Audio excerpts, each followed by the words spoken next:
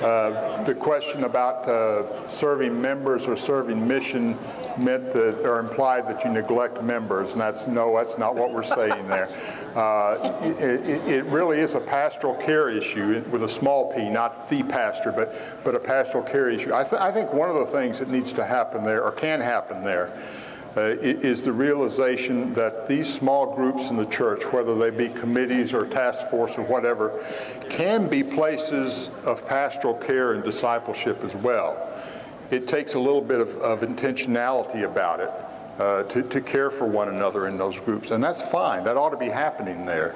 And that in itself is a reminder that this committee has more responsibility than simply doing the task that's been given to us, and that we do need to care for each other. I think that doing that column of who are served, members and outsiders, really is a helpful and insightful thing for most people in most churches, and it's challenging too to see who are we really working with and who are we helping. What else on organization? Well, we just got started with organization. Questions or observations, insights about organizational pieces. Yes, sir. For a lot of our churches, I have encouraged the pastors, move to a single board. And actually, I've helped churches with that, make that transition. But it streamlines things. The whole idea, what you brought up earlier about when you make money, the central thing. With a lot of churches with multiple boards, you are set up for that dynamic, for the trustees to say no to everything. On a single board, you will not have that happen nearly as much. So a single board is something that maybe a lot of us could be looking at seriously. I'm a strong advocate for single board. Kevin and I were talking earlier about a situation where it's the same people on the deacons and the trustees and the CE board, but they still talk about 3 different boards. That's absurd. It's absolutely absurd. Other questions, insights, observations about organizational? Yes, sir. One thing I've recognized is, like we've done with Sunday school, rather than having a committee that's got a program task and then trying to fill it in, if we recognize that a lot of people just want to get in and out on a short-term basis, we do more short-term teaching, and we can come in for a project and then they can go home and do something else if they want to. And they feel like they've accomplished something. I think that's a good observation. Thank you for bringing that up. I agree with that. The old Sunday school pattern that certainly I was taught to do, that basically teaching is a lifetime appointment and you've got it until you drop dead, and then they're not sure maybe a year after that. The truth is, it is easier to recruit somebody will you teach for 6 months. That's right. And then come back, will you do it again? And they might. But you go to them and say, I need for you to take this Sunday school class for 3 years.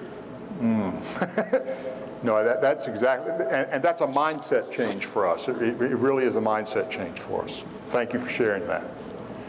Yes, sir.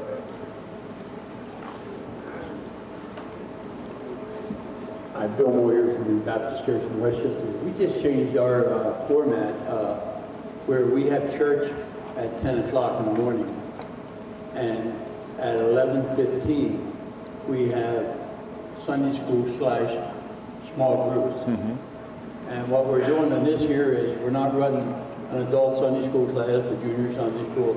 We're running themes. And we may run those themes for 4 weeks, or we may run some just for 2 weeks. To give you an example, our church for 35 years has had a Saturday morning breakfast for the homeless. And for 2 Sundays, I'm talking about how we can make that better and how we can expand it. So we had, to my surprise, I didn't know if anybody would show up, but we had 11 people come in our Sunday school class that wanted to spend the time. Good. So, and this way, people can move around to different groups, and if they have a topic that they're interested in and everything, they don't have to wait for a long time to get involved. And we just started it, but I find it refreshing. Plus, we're doing a lot of team teaching now, where one of the Sunday school classes we're using is the Wired World. I don't know if you've seen it enough, where it comes out with an issue of the day. The last issue was and everything else about the Secretary of the Secret Service being fired and what that means about it and everything else. But we get that on a Thursday, we email it to everybody, we have a discussion on it. But not the same teacher every Sunday. Maybe 4 of us, so people are refreshed, and you want to do it, and it works out. And it just goes with you to say, the shorter time, I think you can get more people. Anything else on? We've got one back there. Okay. One thing you were talking about church constitutions. Yeah. Update your church Oh, gosh. constitution into something that's readable and understandable. Yeah. And I'm going to get in trouble for this, but for those of you who use the New Hampshire Declaration of Faith, yeah, change that. Nobody talks like that anymore. Like I said, I'm going to get in trouble for that one, but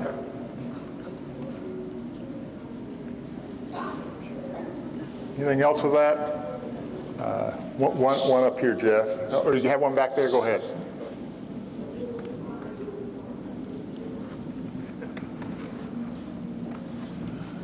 Three weeks after I arrived at Franklin, we had a board meeting on my first quarterly business meeting, and they said, we're going to rewrite the Constitution. Who wants to be on the committee? A couple people volunteered, and then I said, what the hey? And I raised my hand and I said, I'll be on the committee. And the people in the meeting cheered. And I was like, okay, is that a good thing? So I made the right choice. I basically rewrote it, got from 3 boards down to 2, from 20 positions when we only had like 25 members, down to 10. And basically ended up taking most of that responsibility on myself. Because we were going from a church that had once been very big and had a lot of that programmatic structure down to a pastoral church. So the only way to do that is to say, I'll do that myself. That'll be my responsibility. I'll take care of that. And so far so good, but I mean, you have to be willing to step up and say, no, I'll do that. And I should have said before, indulge me for half a minute when I was talking about our organization. Happy to talk to anybody about it. It's called Mustard Seed Missions. It's reproducible in any county. Our Human Services Director would love to talk to your Human Services Director about it. I'd love to talk to you about it. We've been doing this for a couple of years, and it's been really cool. The last issue of News and Notes, I wrote an article for. I'm going to be writing more articles for it. So anybody, please come up and talk to me. I've got our brochures. Sorry to plug my own thing, but it's to help the poor, so that works. Got one right here.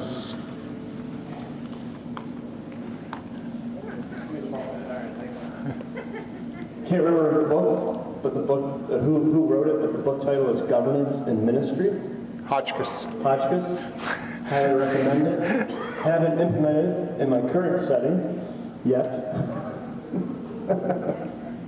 But he says the perfect ideal, one of the things he says is that you have to delegate authority to people, but you form the boundary with your governance. Right, that's exactly right. So that people can have the freedom to work within the structure you put in place instead of always having to approve every single decision. So you work within the natural boundaries, you work within the boundaries of the policy the board develops, and then give people the freedom to do ministry. Right. Sometimes the definition of Baptist pasture is all the responsibility with none of what? The authority. But he says the perfect board number 2 is 7. Because 7, you know, you're not fully representative of the congregation. You get 15 people around the table, they begin to act like the congregation and think, well, it's a democratic process, we're all from different boards and everyone's represented, but not necessarily. And when you actually make it small 7, he says, you become much more intentional about communicating to and with the congregation. Right. Excellent book. Right. While Jeff is finding the next one, Hotchkiss builds on a guy named John Carver, C-A-R-V-E-R, and a process called policy governance that was developed for not-for-profit corporations. And the basic idea that he comes up with is in the areas of responsibility, you set boundaries. That's what the policies are all about. And you set folks free then within the boundaries to do the things that need to be done. And you hold them accountable for maintaining the boundaries. And when you think about it, there's a good biblical basis for that. The story of Genesis and Adam and Eve is about God setting boundaries. And so you can go anywhere in the garden. You can do anything you want to do in the garden. Just don't do these two things. Of course, that's why they're hanging out there, but that's another story altogether. But it really is a good way to address things. I advocate that every place I go. It's the way our region is organized, and it helps you deal with crises in accountable, constructive ways without getting bogged down in things. Go ahead. I want to make a plug for there being a committee and not just a committee of one for changing or updating the church constitution. My church tried to do that with me because the Constitution is on the computer that's in my office. And I told the leadership board, I said, if I rewrite the Constitution, there will be a mandatory 12% increase in the pastor's salary. Within 30 seconds, I had my committee. Good job. Well, let's move on. We may come back to this as we need to. Pastoral leadership is another one of the challenges for small churches. Now, let me admit, first of all, pastoral leadership is an issue for us in all denominations and across all sizes. But there are, like with these other things, some peculiar things in terms of small churches. One of them is that most pastors are ill-trained for small churches. Now, it's been a long time since I was in seminary, and I'd like to hope it's gotten better. But the truth is, I was trained to do a program church. And I see enough heads nodding around here. I think that's true for most of us. That's what we were trained to do. This whole notion of working through relational systems that are not written down on a piece of paper with boxes and lines, I was not taught how to do. And so our pastors are ill-trained for the size churches that they're called to. Built-in misconnect between pastor and churches. Why do we have conflict there? That's one of the reasons right there. The second is, closely related to that, and what our brothers were talking about before, is those pastors are overloaded. And a lot of that is because there's not a clearly defined role for the pastor. And it is, let me check this with Kevin and see what. It is really difficult to get churches to do a job description for the pastor when they're getting ready to call. What is that all about? I give them a sample, they don't want to use it. Yeah. And the problem is, well, we just want to be a pastor. Everybody knows what that's supposed to be. Well, no, they don't. And the truth is, the pastor at your church is different from the pastor at someplace else. You need to say what you expect from a pastor. And the candidate needs to say, I can do that, or I can't do that, or I'm not going to do that. And you need to be able to do that. And so, that's another piece of it. Seminary-trained pastors are typically too expensive for small churches. Run the math on it.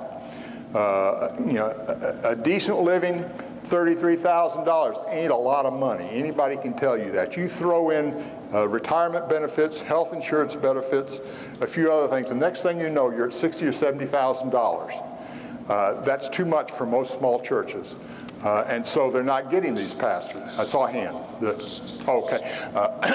And so they're not calling these, they're finding them someplace else. But then the fourth thing is, even if you've worked through this other stuff and say you need to find a different kind of pastor, where can you find them? And they still think there's some kind of magic box out there somewhere or other that they can call the region office. Oh yeah, I've got 6 of these in my back pocket. I'll just give them. And understanding that nobody's going to move from California to Central Illinois to work at your church for $10,000 a year. It's not going to happen. And so, so finding pastors in another place, I suggest 2 questions here. The first one is, what are our unique pastoral needs? Every church needs to ask that, but the small churches have really got to ask, what is it we need to have our pastor do? If the truth is all we want them to do is preach on Sunday, then say that and recruit somebody to do that. If you're wanting more than that, let's be clear about that and let's talk about it. And the second is, who has God given us? And by that I mean, who's around you? For a lot of these small churches, their next pastor is in the church already. And are they raising up those leaders? Are they calling up those leaders? They've got folks among them, I suspect, that God has put there that already have a place for gainful employment, that would find it a great privilege to be able to share the Word of God with them on Sunday morning and make a few visits to the hospital. And the truth is, that's probably all that church wants. It's probably all that church needs. So those are two key questions, I think, about that for pastoral leadership. We struggle, as I suspect ABCOPAD does, with providing training for part-time, bivocational, whatever language you want to use for that pastors, because of the time issues they've got. And we've got lots of possibilities on things. I know the internet can do things. It's still a struggle. And so much of what we do, the heart of what we do needs to be one-on-one personal. You know, back to this relationship thing, you can't teach that in a book. You've got to practice that and then talk with somebody who can ask you the hard questions, what was going on when you did this and what could have been done better. And we have a very difficult time with that. Let me, go ahead, Kevin. Go. I was just going to say, Yeah. We have 15 in the pastoral leadership class that's meeting here at the biennial this week. And we have over 200 graduates. Good. In the last 25 years. So that's how ABCOPAD is meeting a lot of the needs of these smaller churches. And they're not all smaller churches. Some of our largest churches have people who have graduated from that academy. So they're good quality people. It's Kevin and I have colleagues that this is heresy to talk about, but I just need to say, a third of our pastors are not seminary graduates, and they've got what they've got. And either we can help them do a good job in ministry where they are, or we can ignore them. I'm convinced that if the small church is the future in this country, and I think it is, then that kind of pastor is the future too. Now that's another question for seminaries, but I'm not involved with that anymore, and I've got enough to do on my plate without solving their problems. But that is the piece for us. So. Questions on or suggestions, observations, counters on pastoral leadership? Back here. I think I can talk about it. I'm a Baptist preacher. Shout it out, brother. I'm a transitional minister, and that's working very well in this situation. I'd like to suggest that as an option for some of the other preachers and pastor leaders. Yeah, good. Thank you for sharing that. A specialized interim minister.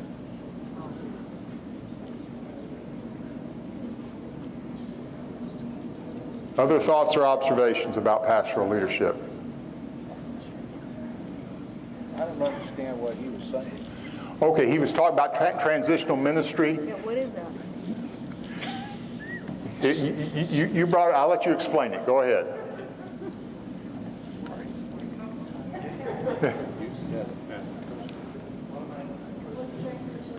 I'm an interim pastor with a specialized training that meets the specific needs of that congregation. Did you get that? He's an interim pastor. He's had specialized training in transitional ministry. And the transition we're talking about is either between pastors or the church moving to a different stage on things. So it's a specialized kind of training. Okay, thanks.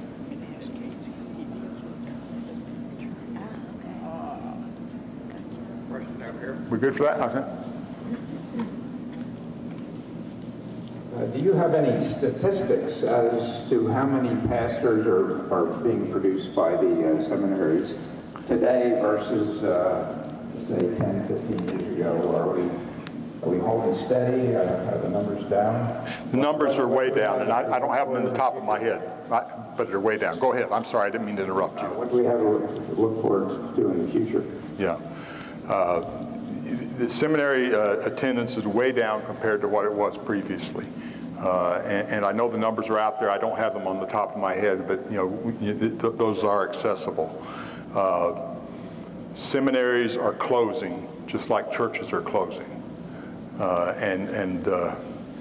They are struggling with how to move forward, and they're having some of the same kinds of dynamic issues that churches are having. The cost of seminary education is so high that they cannot afford to operate the way that they've been operating. The truth is, the entire church system that we've got in this country, churches themselves, seminaries, the training piece, and denominations, is an incredibly expensive model for church. And we grew into that in the 50s because we had the resources to do that. And we don't have the resources for it anymore. And so we have got to find a more economical model for that, and that includes the seminaries and pastoral training.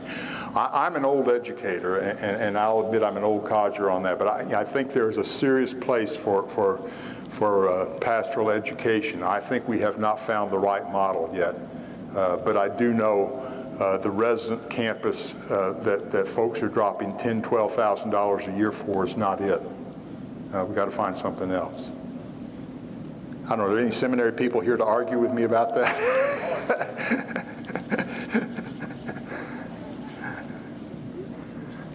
This doesn't have to do with just the topic you talked about. It's something bringing to mind that I think when it comes to pastoral leadership, I know going from a larger church to this small church that God's called me to now, is I think one of the things that happens in pastoral leadership in the smaller church setting, not that larger church pastors don't deal with some of the same issues, but the health of the pastor. Yeah. Because of the overloaded, because of the feeling isolated, because of feeling like, well, you're doing it all and you don't have additional staff to run things by, of feeling excluded because you're not part of the family. Right. And so I think that's one of the, to me, that I began to realize, and Kevin knows this, I'm so thankful for the LLC groups because it became life-changing for me. Yeah. Because it was starting to become a very unhealthy situation for me mentally and socially and spiritually in every way. And so when I think of pastoral leadership within a smaller setting, I think that's one of the areas that we need to really always be concerned about and address. Yeah. And I'm thankful for ABCOPAD stepping up and doing these LLC groups because they really have been, I'm not going to speak for my brother here, but in Christ, but I think for all of us in our group that it has become something that when we can't meet, we miss it. Yeah. It's something that we need. So just an encouragement that there is some resources out there to be able to help us not feel so alone. Right. Yeah, the lack of pastoral self-care all across the board is a serious issue. There are health issues for it. It is documented that pastoral health is not as good as the general population. That's one reason our rates are higher than others. And it's fascinating. I think, I believe it was Perry Hopper told me at one of the last meetings I was at from MMBB data that pastors get healthier after they retire. Take that for what it's worth. Go ahead. I wasn't going to do this. Yeah. I represent the Academy of Christian Training. Go for it. Go for it. To become certified lay ministers. Yeah. And you can take a church if you are certified. You have to go through the process with your association, but we provide the educational component for that. Everything we offer to do the entire program is less than $3,000. So you don't have to go into mountains of debt to become a pastor. And this category, certified lay ministry, is recognized by American Baptist Personnel Services. So there are other regions where your credentials could follow. And just in saying that is I feel like it's a model that we can build on. I don't think we've got it perfected yet, but we're working on it. Absolutely. Thank you for sharing that. I do think that's a model for the future, especially for the category of churches that we're talking about. Just pick one, Jeff.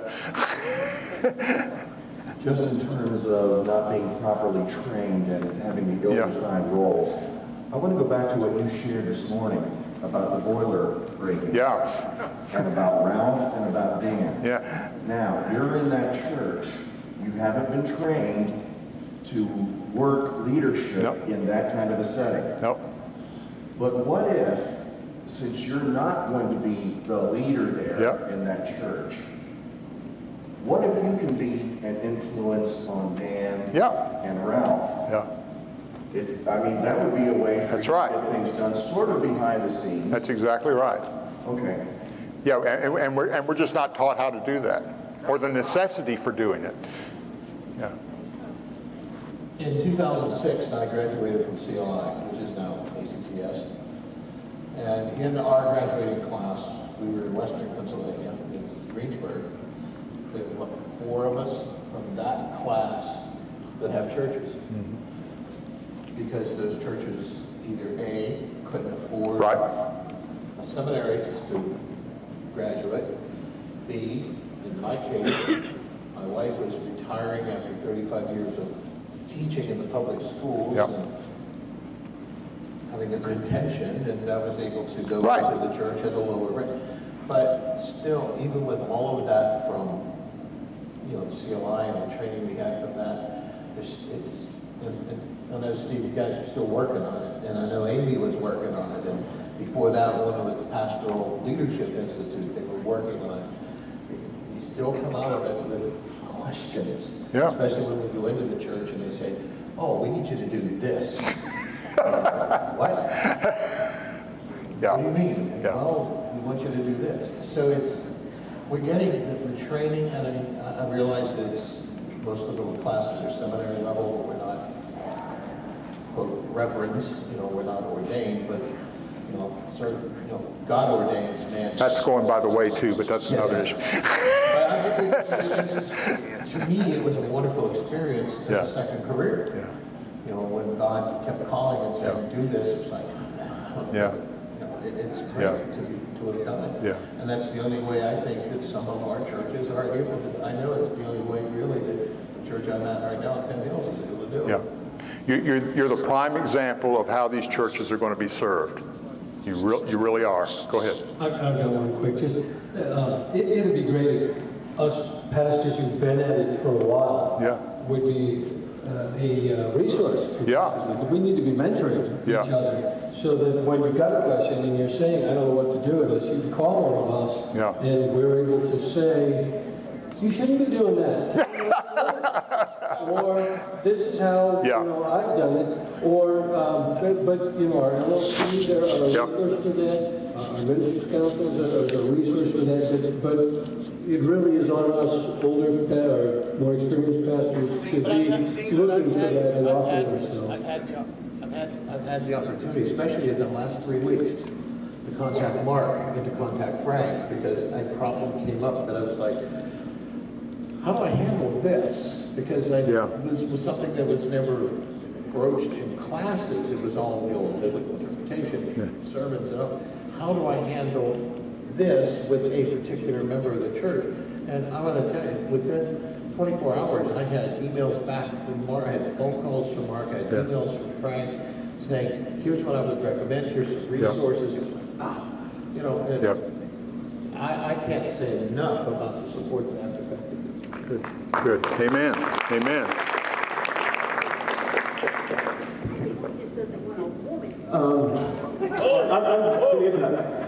Layla wanted to invite everyone that's a CLI or ACTS graduate or participant to stay. Yeah, let's do that. Let's do that. All right. Good for you. Good for you.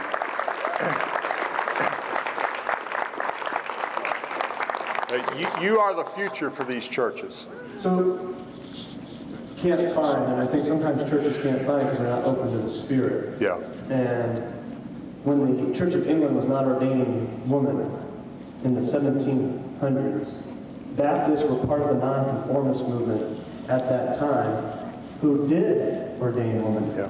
In 1894, there's a story of Edith Hill, who went before the Ordination Council in New York State.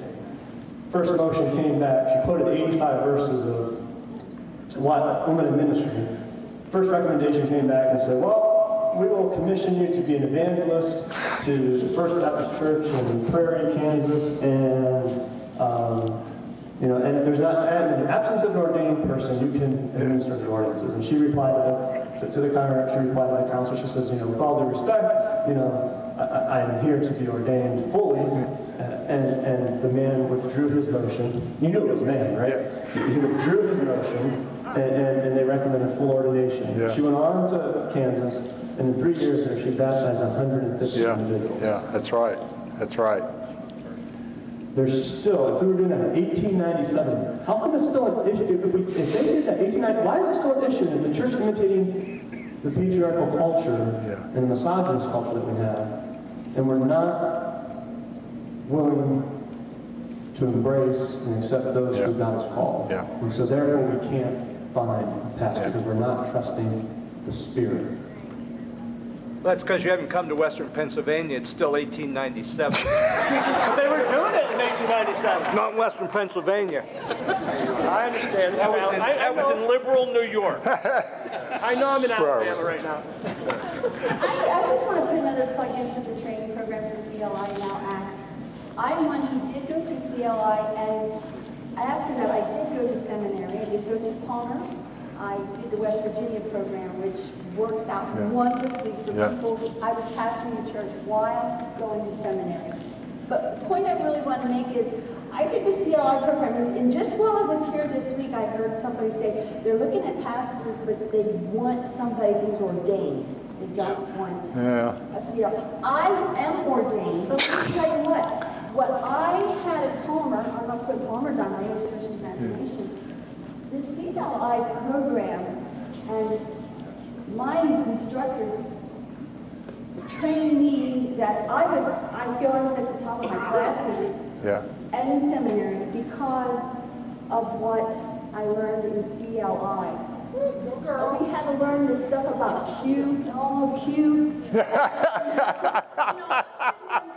I'm nodding my head, and the professor said to me afterwards, "You sound like you know about Q." I said, "Oh, you know." An old friend, right? So if you know churches that are looking for pastors in this city, we really want somebody ordained, not somebody from ACTS or CLI. Yeah. I went to seminary. It was a blessing. I loved it, but I'm somebody who always liked, going to classes and learning and doing these things. CLI prepared me for that. I don't know if I would have made it to seminary with what I did not, if I had not had those classes in CLI. So as far as I'm concerned, you get somebody with CLI for 2 years, you're getting somebody who's just trained and qualified, somebody to do seminary. Thank you. A good word. We'll move on. Let me affirm all these training programs and then drop the real bombshell that I think ordination's days are numbered, and we'll let it go. Let's talk about facilities as being a challenge for these smaller churches. And this is another place where it's really very different.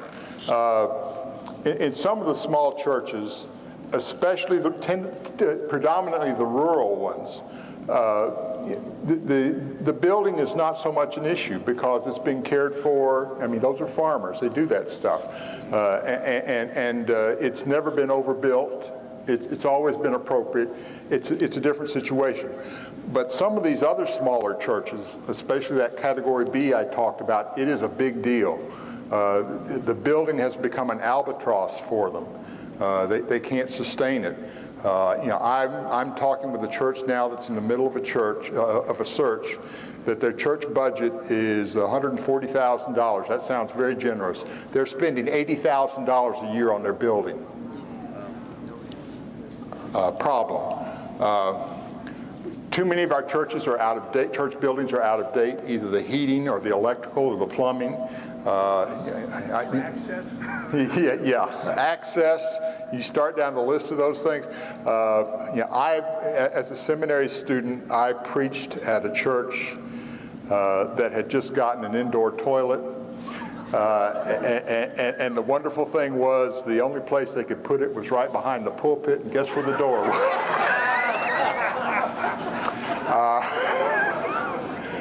Okay. And it's expensive, underutilized building. There's nothing more expensive than sanctuary. Any of you that have built recently know that. There's nothing more expensive than sanctuary space. And it's the most underutilized space we've got in our churches. And I really think we're coming to a time when the capital investment that's necessary for buildings is really going to become a major issue for churches in determining the future. When I was younger, the model was that you could step out on faith and you could build that building bigger than you needed to do, and you'd grow fast enough that you get it taken care of. You can't grow fast enough to service the dead anymore. It can't happen, and that's going to become a real issue. And so the questions I suggest that churches need to consider there is the hard one. Is this facility a blessing or a curse? Can we really do a listing here of the ways this building is blessing us and ways this building is cursing us? And then the really hard question, can you imagine being a church without owning a building? I think that's the future for a lot of small churches. We've got one right now that's bitten that bullet and said they're going to try it. And they're selling their building. The pastor's going to run the church office out of, or his office out of the parsonage. The secretary is going to run the church office out of her home. And the theater downtown that says you can worship here on Sunday for free. And everything else they're going to do during the week is going to be out on the street or someplace else. And that's a hard thing to sell, but a lot of small churches really need to consider that, really do. There are lots of other options on that, but what does it mean not to own a property with your name? Let's talk a little bit about property and what you're dealing with it on that and what you've seen. You mentioned a couple here. Thoughts on property and facilities. Yeah.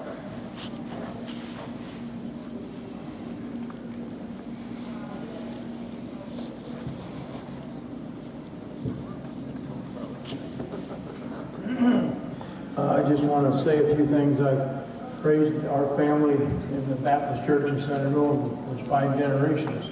It's on our farm now. And one of the boys, my boys, he goes to a church in Keene, up near Erie County, or in Erie County. Yeah. It's on Route 99, so you probably know where that's at.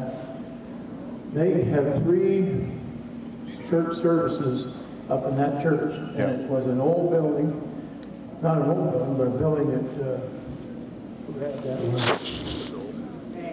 Harms? Yeah, it was just a big building in there, and they started having church there. They have grown to 1,400 people. Yeah. Okay. And they have 3 services. But I've been up there different times with my boy when they had the kids up on stage. And there'd be 20 couples across there getting their babies done, And it's really amazing to see that. And they set in chairs. Yeah. But the big thing I look at, I walk in the door, and they've got 8 or 10 tables full of donuts, fried sausage, pancakes. You eat on the way in, you sit there for 45 minutes and have your, your devotions and your preachers and whatever, and put a screen up, and and then on the way back out, you eat on the way back out. Yeah. So, what do you want out of church? Sound like my kind of church, right? I mean, sound like my kind of church. So, I'm just saying, in our area, we're struggling to keep our church open, in our little town, and so is the rest up around us. Yeah. So this is, what's going on there, right or wrong. Right.